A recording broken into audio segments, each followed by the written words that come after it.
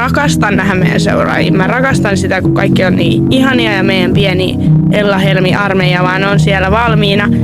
Ja se on mun mielestä ihanaa, mutta miittien jälkeen on ollut niinku, se poistuminen aina sieltä mestoilta on ollut vähän inhottavaa ja kaoottista. Ja kun se miitti on ollut ohi ja ihmiset on ollut tosi lähellä ja ollut kaikki niinku, tosi pelottavia tilanteita niinku siinä ihmisten kanssa, jotka on ollut ympärillä, niin se on niinku, vienyt mun energiat tosi alas. Tai silleen, niinku varsinkin esimerkiksi semmoisen päivän seuraava päivä, niin tuntuu, että sä olisit jäänyt jyrän alle oikeesti.